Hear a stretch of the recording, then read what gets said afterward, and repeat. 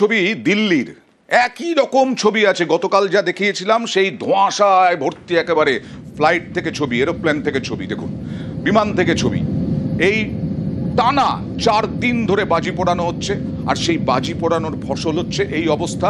দিল্লির মানুষ কি শ্বাস নিতে পারছেন ভালোভাবে? কথা বলবো মৈত্রেয়ীর সঙ্গে। মৈত্রেয়ী, যদি জবাবটা দিতে হয় এক অক্ষরে তাহলে না, তার কারণ অধিকাংশ মানুষই শ্বাসকষ্টের সমস্যা, হেডেক এবং তার সঙ্গে সঙ্গে নশিয়া ফিল করছেন। গত 3-4 দিন ধরে টানা দিল্লির যে বায়ু দূষণের মাত্রা, সেটা একেবারে বায়ুর মান বা বাতাসের মান অতি খারাপ এবং কিছু কিছু জায়গায় হ্যাজার্ডাস হয়ে রয়েছে, এবং যার ফলে দিনের একটা বড় অংশ পর্যন্ত ধোঁয়াশা তো থাকছেই, তার সঙ্গে সঙ্গে বাতাসে মিশে থাকছে একটা বারুদের গন্ধ, এবং যার যে ঝাঁঝালো স্মেলের ফলে বেশিক্ষণ খোলা জায়গায় ইনহেল করলে মাথা যন্ত্রণা, খুব স্বাভাবিক। এবং কবে স্বাভাবিক হবে পরিস্থিতি দিল্লির কেউ জানেন না। কালী পুজোর রাত ভয় ধরিয়েছিল, এই যদি হয় তাহলে শহরের নাগরিক যারা, সেই নাগরিকরা টেনশনে পড়ে গিয়েছিলেন যে তারপরের দিন তো দিওয়ালি কী হবে। কিন্তু গতকাল রাতে দেখা গেল কলকাতায় কালী পুজোর তুলনায় শব্দ দূষণ কিছুটা কম। ওদিকে জেলার দিকে যদি দেখি আমরা, তাহলে নবগ্রাম মেমোরিতে কলকাতার থেকে বেশি শব্দ দূষণ। ঠিক কি লিস্ট, পরিসংখ্যান কি বলছে? শব্দ দূষণ কমলো কিছুটা, কতটা কমলো, কোন কোন জায়গা নিয়ে এখনো টেনশন রয়ে গেল? সোমরাজ রয়েছে সরাসরি আমার সঙ্গে। সোমরাজ,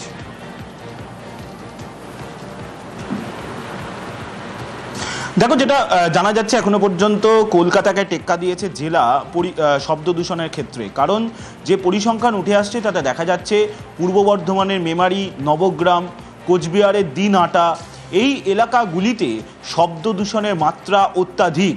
বিশেষ করে পূর্ব বর্ধমানের মেমারি এবং কোচবিহারের দিনহাটাতে শব্দ দূষণের মাত্রা 100 ডেসিবেল ছাড়িয়েছিল গতকাল রাত 1টা পর্যন্ত, যে পরিসংখ্যান উঠে আসছে। পাশাপাশি নবগ্রামেও কিন্তু শব্দ দূষণের মাত্রা 100 ডেসিবেল ছাড়িয়েছে, যেটা এখনো পর্যন্ত পরিবেশ দপ্তর সূত্রে জানা যাচ্ছে। এছাড়া কলকাতায় যদি দেখা যায়, তাহলে কলকাতায় যাদবপুর, টালিগঞ্জ, বালিগঞ্জ, এই এলাকাগুলিতে শব্দ দূষণের মাত্রা গতকাল রাত পর্যন্ত ছিল 80 ডেসিবেলের বেশি, কোথাও কোথাও ছিল 90 ডেসিবেলেরও বেশি, যে পরিসংখ্যান উঠে আসছে। অর্থাৎ যেটা দেখা যাচ্ছে যে কলকাতার তুলনায় জেলার কয়েকটি পকেটে শব্দ দূষণের মাত্রা অত্যাধিক ছিল। সেখানে পূর্ব বর্ধমানের মেমারি, কোচবিহারের দিনহাটা, বিশেষ করে দিনহাটা মিউনিসিপ্যালিটি এবং তার সংলগ্ন এলাকায় শব্দ দূষণের মাত্রা গতকাল অত্যাধিক ছিল। তুলনামূলকভাবে সল্টলেক, নিউ টাউন, বালিগঞ্জ, এছাড়া ফোর্ট উইলিয়াম, এই চত্বরগুলোতে শব্দ দূষণের মাত্রা 90 ডেসিবেল বা তার বেশি ছিল, কোথাও কোথাও 90 ডেসিবেলের কম ছিল। আচ্ছা সোমরাজ, সঙ্গে থাকো। এর আগে সোশ্যাল মিডিয়ায় পোস্ট করেছিলেন পরিচালক শতরূপা সান্যাল। তিনি শব্দ দূষণের কি ভয়ঙ্কর পরিস্থিতি ভিডিও করেছিলেন কালী পুজোর রাতে। কতটা ভয়ঙ্কর অবস্থায় তিনি ছিলেন সে কথা তিনি জানাচ্ছিলেন। কালী পুজোর পরের দিন দিওয়ালি, গতকাল তার কি অভিজ্ঞতা?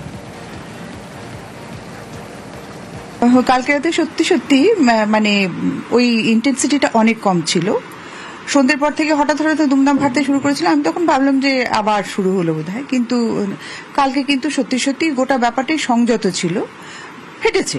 কিন্তু এর কারণটা অবশ্য সত্যি আমার জিজ্ঞেস করলে আমি জানি না। এটা মানুষের সচেতনতা নাকি এখানে পুলিশ থেকে কোন রকম ইন্টারভেনশন হয়েছিল, এটা আমার জানা নেই।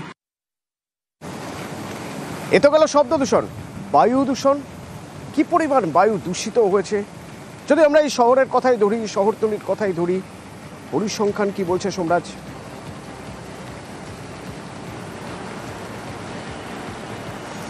দেখো, যেটা এখনো পর্যন্ত দেখা যাচ্ছে যে কালী পুজোর রাতেও যেমন সল্টলেক নিউ টাউন এলাকায় সব থেকে বেশি বায়ু দূষণ ছিল, দীপাবলির রাতেও কিন্তু সল্টলেক নিউ টাউন এলাকায় সব থেকে বেশি বায়ু দূষণের মাত্রা। এখনো পর্যন্ত দেখা যাচ্ছে যে গতকাল রাতে বায়ু দূষণের মাত্রা 350 ছাড়িয়েছিল সল্টলেক নিউ টাউন এলাকায়। বিশেষ করে নিউ টাউন কলকাতা যে ডেভেলপমেন্ট অথরিটি, সেই এলাকায় দেখা যাচ্ছে বায়ু দূষণের মাত্রা গতকাল রাতে 350 ছুঁয়েছিল, কখনো কখনো 300 পেরিয়েছে। অর্থাৎ এই যে সূচকের যে মাত্রা সেটা কখনো কখনো বেড়েছে, কখনো কখনো কমেছে, কিন্তু একটা সময় 350 পর্যন্ত পেরিয়েছে সল্টলেক নিউ টাউন এলাকার বায়ু দূষণের মাত্রা। পাশাপাশি যেটা পরিসংখ্যানে উঠে আসছে, ভিক্টোরিয়া মেমোরিয়াল, বালিগঞ্জ এই এলাকাগুলিতে বায়ু দূষণের মাত্রা প্রায় 300-র কাছাকাছি ছিল। পরিবেশবিদরা বলে থাকেন যে কলকাতায় বায়ু দূষণের মাত্রা 0 থেকে 100-র মধ্যে থাকলে সেটা সন্তোষজনক বা ভালো হয়, অর্থাৎ 51 থেকে 100 পর্যন্ত থাকলে সেটা সন্তোষজনক, আর 0 থেকে 51-র মধ্যে থাকলে সেটা ভালো। কিন্তু এক্ষেত্রে দেখা যাচ্ছে দীপাবলির রাতে বায়ু দূষণের মাত্রা সল্টলেক নিউ টাউন এলাকায় যেমন 350-র কাছাকাছি, কখনো কখনো 350 পেরিয়েছে, তেমনি আবার দেখা যাচ্ছে বালিগঞ্জ, এছাড়া দেখা যাচ্ছে বালিগঞ্জের পাশাপাশি দক্ষিণ কলকাতার পদ্মপুকুর, টালিগঞ্জ এই এলাকাগুলিতেও কিন্তু বায়ু দূষণের মাত্রা 300-র কাছাকাছি, দূষণের মাত্রা অনেকটাই কম ছিল।